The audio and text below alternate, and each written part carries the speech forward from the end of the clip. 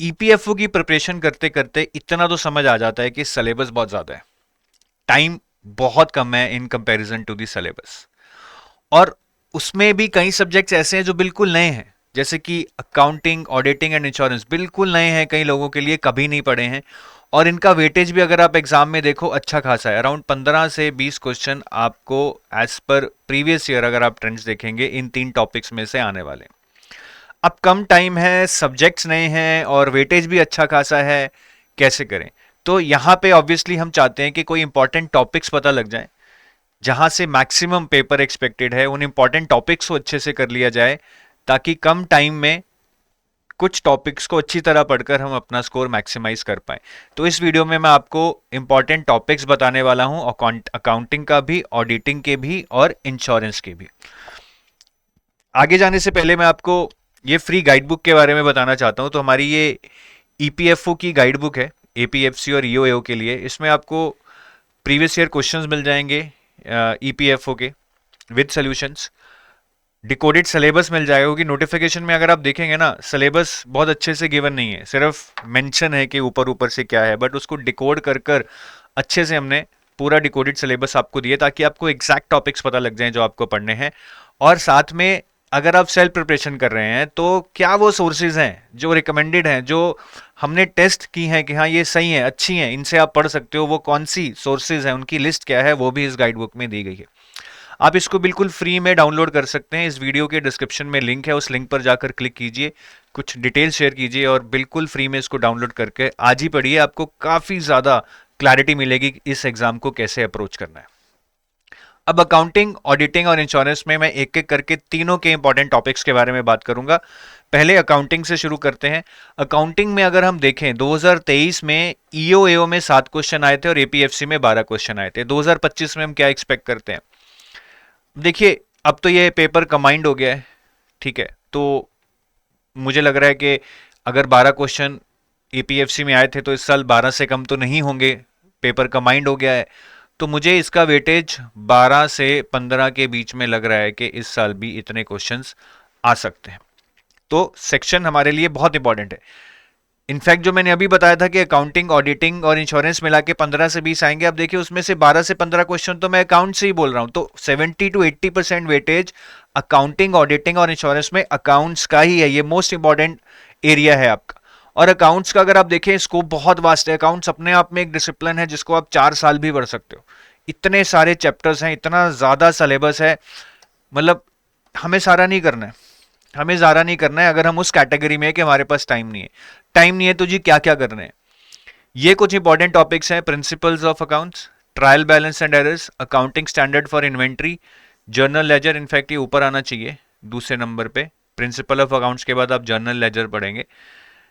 Accounting standard for PPE and preparation of final company accounts. इसमें से मैंने questions भी दिए हैं जो ईपीएफओ, ईओए और एपीएफसी में आए हैं।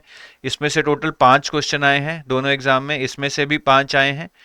अकाउंटिंग स्टैंडर्ड फॉर इन्वेंट्री में से 3 आए हैं, जर्नल लेजर में से भी 3 आए हैं, पीपीई से 2 आए हैं, preparation of final company account से 3 आए हैं। तो आप देख सकते हैं कि ये चैप्टर्स में से अच्छे खासे क्वेश्चन आए हैं आपके प्रीवियस ईयर एग्जाम्स में। तो ये सारे चैप्टर्स हमें करने हैं, ठीक है जी, सारे चैप्टर्स हमें करने हैं। और इसको करने में कोई बहुत ज़्यादा टाइम नहीं लगेगा। मेरे हिसाब से पहला चैप्टर 1 दिन में हो जाना चाहिए, जनरल लेजर 2 दिन में, ट्रायल बैलेंस 2 दिन में, इन्वेंट्री वाला जो अकाउंटिंग स्टैंडर्ड है 2 दिन में, पीपीई का अकाउंटिंग स्टैंडर्ड 2 दिन में। ये लास्ट चैप्टर थोड़ा प्रिपरेशन ऑफ फाइनल अकाउंट्स थोड़ा थोड़ा सा टेक्निकल है, लंबा है, इसको शायद आप 3 दिन लगा सकते हो। मतलब 12 दिन में आप पूरा अकाउंट्स पढ़ सकते हो अगर आप 4 से 5 घंटे डेली लगाओ। ऐसा भी नहीं कि 10-10 घंटे लगाने। अब इतना तो पढ़ना पड़ेगा अगर एपीएफसी जैसा एग्जाम क्लियर करने का हम गोल रख रहे हैं। उस गोल को अचीव करने के लिए 50-60 घंटे आपको अकाउंट्स को देने चाहिए।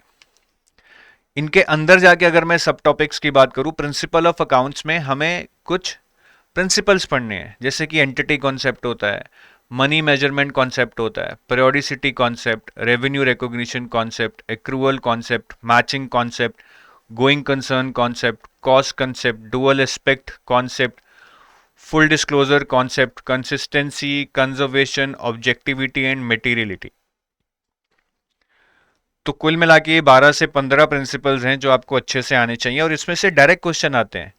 ये देखिए conservatism, full disclosure, material consistency, इनके ऊपर क्वेश्चन है। ये सारे आपके मैंने यहाँ डाले हुए हैं। ठीक है, ये कंजर्वेटिज्म हो गया, कंसिस्टेंसी हो गया, मटेरियलिटी हो गया, ये सारी यही चीजें ऑप्शन में जो आप देख रहे हैं। तो ऐसे डायरेक्ट क्वेश्चंस आएंगे, अगर क्लियर है फंडा तो हो जाएंगे। जनरल लेजर में कॉन्सेप्ट ऑफ डेबिट क्रेडिट बहुत इंपॉर्टेंट है, बेसिक्स है ये अकाउंट का, अगर ये आ गया तो आगे वाले चैप्टर आसान है। कंसेप्ट ऑफ डुअल एंट्री, ये डेबिट क्रेडिट से ही रिलेटेड है। जर्नल कैसे बनता है, लेजर कैसे बनता है, और मॉडर्न अकाउंटिंग में 3 टाइप के अकाउंट्स रहते हैं, नॉमिनल, पर्सनल और रियल अकाउंट्स, इनके बारे में भी हमें समझना होगा। अगर आप देखें, ये डायरेक्ट क्वेश्चन आया था कि गुडविल अकाउंट क्या होता है, रियल अकाउंट होता है जी गुडविल अकाउंट, और यही चीज हम नॉमिनल, पर्सनल और रियल अकाउंट्स में पढ़ेंगे। फिर आता है जी ट्रायल बैलेंस एंड एरर्स, यहाँ पे ट्रायल बैलेंस कैसे बनता है, और मोस्ट इंपॉर्टेंट टॉपिक इसमें रहता है errors in trial balance. 3 type के एरर होते हैं, errors of omission, errors of commission and errors of principle, और उन एरर्स को कैसे रेक्टिफाई किया जाता है। आप देखिए यहाँ पे क्वेश्चन आया होगा कि ये कुछ एंट्री की है जो गलत है, is an example of what kind of error, commission, principle, omission. यही चीज मैं आपको यहां बता रहा हूं, ओमिशन, कमीशन एंड प्रिंसिपल। तो सारी चीजें बेसिक्स से रिलेटेड है, बेसिक सही है तो ये हो जाएगा। अकाउंटिंग स्टैंडर्ड फॉर इन्वेंट्री में आपको फीफो लिफो आना चाहिए जी। अकाउंटिंग रॉ मटेरियल की कैसे करते हैं और फिनिश्ड गुड्स की कैसे करते हैं, ये आपको आना चाहिए। एग्जाम में देखिए ये फीफो लिफो पे क्वेश्चन आया था, जो मैंने अभी आपको बताया कि एग्जाम के लिए इंपॉर्टेंट है। फिर अकाउंटिंग स्टैंडर्ड फॉर पीपीई की बात करें तो यहाँ पे कि जो हमारा कोई भी हम प्लांट जब लगाते हैं, मशीनरी लगाते हैं, उसमें क्या कॉस्ट इंक्लूड होती है, क्या एक्सक्लूड होती है। जैसे मशीनरी को मैंने ले लिया, तो मशीनरी का जो फ्रेट है दुकान से फैक्ट्री लाने का, क्या वो उसमें इंक्लूड होगा मशीन की कॉस्ट में, या वो अलग कॉस्ट मानी जाएगी। इस तरह की चीजें हम पढ़ते हैं। डेप्रिसिएशन क्या होती है, मेथड्स ऑफ डेप्रिसिएशन क्या होते हैं, straight line, diminishing balance, units of production, ये सारा हम अकाउंटिंग स्टैंडर्ड फॉर पीपीई में पढ़ेंगे। पीपीई का मतलब है जी प्रॉपर्टी, प्लांट एंड इक्विपमेंट। ये देखिए डेप्रिसिएशन पे क्वेश्चन आया हुआ है आपका एग्जाम में। लास्ट में हम preparation of final company accounts, जहां पे कैपिटल एंड रेवेन्यू एक्सपेंडिचर के बारे में पढ़ेंगे। फाइनल अकाउंट्स में एडजस्टमेंट एंट्रीज कैसे होती हैं। ठीक है, जैसे आपने किसी इंश्योरेंस कंपनी को पैसे दे दिए, पूरे साल की इंश्योरेंस खरीद ली, ठीक है, अब वो आपने ली 1 मार्च को, अब वो फाइनेंशियल ईयर तो आपने इस साल तो एक ही महीने की इंश्योरेंस ली, बाकी 11 महीने तो अगले साल अगले फाइनेंशियल ईयर में चले जाएंगे। तो इस टाइप की एडजस्टमेंट एंट्रीज कैसे होती हैं। फिर शेड्यूल 3 में क्या फॉर्मेट है बैलेंस शीट का, इनकम स्टेटमेंट का, वो हम डिटेल में पढ़ते हैं। तो इसमें से काफ़ी क्वेश्चन आए थे आपके। ये देखिए, ये रेवेन्यू कैपिटल एक्सपेंडिचर पे आया था, ये भी कैपिटल एक्सपेंडिचर पे आया था। कैपिटल एक्सपेंडिचर, रेवेन्यू एक्सपेंडिचर बहुत इंपॉर्टेंट चीज़ है। और ये सारे टॉपिक्स अगर आपको पढ़ने हैं, जो पहले 3 है जी वो आप एनसीईआरटी क्लास 11 पार्ट 1 में से पढ़ लीजिए, और जो नेक्स्ट 3 है ये आपको एनसीईआरटी में नहीं मिलेंगे, ये आपको ICI, institute of chartered accountants of India के मटेरियल में आपको ये तीनों चीज़ें मिल जाएंगी। ठीक है जी, तो ये अकाउंट्स का हो गया। मैंने इंपॉर्टेंट चैप्टर्स भी बता दिए, सोर्स भी बता दी, और मोटा मोटा ये भी बता दिया कि 10 से 12 दिन में आप 5 घंटे लगाएंगे डेली तो हो जाएगा। ऑडिटिंग की बात करें तो ऑडिटिंग से ज़्यादा पेपर में क्वेश्चन नहीं आए थे। 2023 में एपीएफसी में 2 क्वेश्चन आए थे और ईओएओ में 1 क्वेश्चन आया था। तो इस साल भी मैं टोटल 2 से 3 क्वेश्चन ही एक्सपेक्ट कर रहा हूँ, बिकॉज ऑडिटिंग कोई बहुत बड़ा कंपोनेंट नहीं है और अकाउंटिंग ज़्यादा इंपॉर्टेंट है। हमेशा अकाउंटिंग से ज़्यादा क्वेश्चन आएंगे विज़ ऑडिटिंग से। तो ये एग्जॉस्टिव टॉपिक लिस्ट है अकाउंटिंग में, सॉरी ऑडिटिंग में। ठीक है, nature, objective and scope of accounting, classification of audit, audit strategy, audit plan and audit programme, risk assessment and internal control, audit evidence, audit of items of financial statements, audit documentation, completion and review and audit report. ये 9 chapter हैं basically जो आपके full fledged syllabus में है, लेकिन मेरे हिसाब से ये रेड वाले ज़्यादा इंपॉर्टेंट है। वैसे तो इनमें से ये बताना कि कौन सा इंपॉर्टेंट है नहीं है बड़ा मुश्किल है, क्योंकि सिलेबस बहुत लिमिटेड है, आप ऑडिट का देखेंगे। बट फिर भी nature, object and scope of accounting बहुत इंपॉर्टेंट रहता है। फिर ऑडिट स्ट्रैटेजी, ऑडिट प्लान कैसे बनते हैं, ये वाला चैप्टर बहुत इंपॉर्टेंट रहेगा। रिस्क असेसमेंट और इंटरनल कंट्रोल मैकेनिज्म क्या है, ये इंपॉर्टेंट रहेगा। और फाइनली ऑडिट रिपोर्ट कैसे बनती है, क्या फाइन्स लगते हैं, किसको रिपोर्टिंग होती है, ये भी इंपॉर्टेंट रहेगा। तो ये 4 चैप्टर्स आपने ज़्यादा प्रायोरिटी पे करने हैं, ठीक है। और आप देखिए कि जो ये मैंने रेड मार्क किए हैं, जो मैंने इंपॉर्टेंट बताए हैं, प्रीवियस ईयर में क्वेश्चंस इसी से आए हैं। उसके अलावा मैंने एक ही चैप्टर आपको एक्स्ट्रा बताया है जो इंपॉर्टेंट है, risk assessment and internal control. बाकी टाइम है तो पूरा कर सकते हैं। और ये इंपॉर्टेंट चैप्टर्स 3 दिन से ज़्यादा नहीं लगेंगे, वैसे तो 2 दिन में भी हो जाएंगे। लेकिन अगर आप बिल्कुल ही A to Z पढ़ना चाहते हो, ठीक है, इन चैप्टर्स का बहुत डिटेल में और बिल्कुल शुरू से स्क्रैच से, तो 3 डेज मैक्सिमम लगने चाहिए अगर आप 4 से 5 घंटे लगाते हो। और एक ये ऑडिटिंग की बुक आती है, अगर आप इसको पढ़ना चाहें, TR शर्मा की, ठीक है, इसमें सारे टॉपिक्स आपको मिल जाएंगे, आप इसको भी पढ़ सकते हैं। इंश्योरेंस में से तो ज़्यादा क्वेश्चन नहीं आए जी। देखो 2023 में EOAO में 0 आया था, APFC में सिर्फ एक आया था, प्रिंसिपल्स ऑफ इंश्योरेंस पे। तो इंश्योरेंस पे अगर मैं टॉपिक्स की बात करूं तो ये सारी पढ़ने पड़ेंगे आपको। मीनिंग ऑफ इंश्योरेंस क्या होता है, प्रिंसिपल ऑफ इंश्योरेंस सबसे ज़्यादा इंपॉर्टेंट है, सबसे ज़्यादा इंपॉर्टेंट। फिर terms related to insurance, insurance density क्या होती है, इंश्योरेंस पेनिट्रेशन क्या होती है, दोनों में क्या फ़र्क है। फिर different type of insurance policy, life होती है, नॉन लाइफ होती है, नॉन लाइफ में फिर बहुत तरह की इंश्योरेंस होती है, ठीक है, मोटर इंश्योरेंस होती है, बिल्डिंग इंश्योरेंस होती है। तो सारा कुछ आपको पता होना चाहिए। फिर कुछ इमर्जिंग टॉपिक्स हैं, री इंश्योरेंस क्या होती है, कि इंश्योरेंस कंपनी ही अपनी इंश्योरेंस करवा ली। बैंक का इंश्योरेंस क्या होती है, जो बैंक इंश्योरेंस को मिक्स करके कुछ प्रोडक्ट्स बनाते हैं, बैंक का इंश्योरेंस बोलते हैं।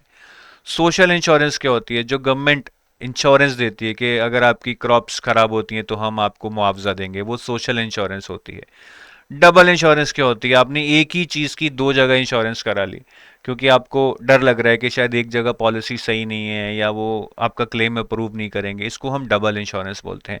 तो इस तरह के कुछ इमर्जिंग टॉपिक्स, साथ में meanings of insurance, principle of insurance, terms related to insurance and different types of insurance, ये आपके इंपॉर्टेंट टॉपिक्स होंगे, जिसमें सबसे ज़्यादा इंपॉर्टेंट होगा principles of insurance. Last year इसी से एक क्वेश्चन आया था एग्जाम में, प्रिंसिपल ऑफ सब्रोगेशन पे आया था शायद, I don't remember exactly, but आप सारे प्रिंसिपल्स पढ़ लेना। और इसके लिए बेस्ट ना इरडाई की वेबसाइट पे कुछ ई बुक्स हैं, आप वहां से पढ़िए, इंश्योरेंस 1 नंबर के लिए, ठीक है। बाकी देखिए, इसमें मैं यही बोलूंगा कि अकाउंटिंग पे ज़्यादा टाइम लगाओ, ये समझने वाला सब्जेक्ट है और यहीं से 12 से 15 क्वेश्चन मैं एक्सपेक्ट कर रहा हूँ। ऑडिटिंग आपका बहुत जल्दी हो जाएगा, ये ज़्यादा समझने वाला नहीं है, मतलब अकाउंटिंग जितना नहीं है, हालांकि समझना तो पड़ेगा। यहाँ से हम 2 से 3 क्वेश्चन कर रहे हैं। और इंश्योरेंस तो यार आप आराम से मतलब 3-4 घंटे में आप, या एक दिन में आप आराम से ख़त्म कर सकते हो, इसमें कुछ ज़्यादा पढ़ने वाला नहीं है। और अगर आप अभी भी कोई असिस्टेड प्रिपरेशन ढूंढ रहे हैं, so we have this option, ठीक है। आप हमारे वेबसाइट पे जाके हमारे EPFO के कोर्सेज देख सकते हैं। यहाँ पे जाइए, EPFO कोर्सेज, तो यहाँ पे आप देख सकते हैं कि एक तो हमारा स्पेशल सब्जेक्ट कोर्स है, जो लोग सिर्फ स्पेशल सब्जेक्ट जैसे कि अकाउंट, सोशल सिक्योरिटी, स्टैट्स के लिए लेना चाहते हैं। एक हमारा मास्टर कोर्स है, जिसमें सारे सब्जेक्ट्स पढ़ाए जा रहे हैं। तो अगर आप सारे सब्जेक्ट्स पढ़ना चाहते हो आप ये ले सकते हो, सिर्फ special subjects like stats, account, social security, labour law, auditing, तो आप ये ले सकते हो। अगर आप सेल्फ प्रिपरेशन कर रहे हो तो टेस्ट सीरीज़ बहुत अच्छा ऑप्शन है, क्योंकि इसमें आपको आई थिंक 10,000 तक MCQs मिलेंगे, चैप्टर वाइज भी, मॉक टेस्ट भी, मतलब फुल लेंथ मॉक और chapter wise previous year papers भी मिलेंगे। और बहुत ही इकोनॉमिकल है, सिर्फ 1027 पे आप ये ले सकते हैं using this coupon code UPSC85। और एक लाइव क्रैश कोर्स भी शुरू हो रहा है, अगर आपको लग रहा है कि ऑलरेडी बहुत लेट हो चुके हो, तो आई थिंक ये 23 सितंबर से क्लासेस शुरू हो रही हैं, कल से। तो ये लाइव क्रैश कोर्स एक अच्छा ऑप्शन है, जहाँ पे डेली आपको एक शेड्यूल के अकॉर्डिंग क्लासेस रहेंगी, आपकी 2 क्लासेस रहेंगी डेली। और आई एम श्योर कि यहाँ से आपको एक हैंड होल्डिंग मिल जाएगी कि इस सीक्वेंस में पढ़ना है, ये इतनी क्लासेस में ये सब्जेक्ट कवर करना है, हर क्लास में ये टॉपिक पढ़ना है, होमवर्क भी दिया जाएगा, प्रैक्टिस क्वेश्चंस आप कर सकते हो। तो एक टाइट शेड्यूल में आपका सारा सिलेबस पूरा हो सकता है इस लाइव क्रैश कोर्स के थ्रू। और इस पे आप कूपन कोड यूज़ कर सकते हो फेस्टिवल65। ये कोड चेंज होते रहते हैं, तो आप जब भी लेना चाहें यहाँ आके आप जो भी रिसेंट कोड्स होंगे आप उनको देख सकते हैं, ऑफर्स अवेल कर सकते हैं। Thank you.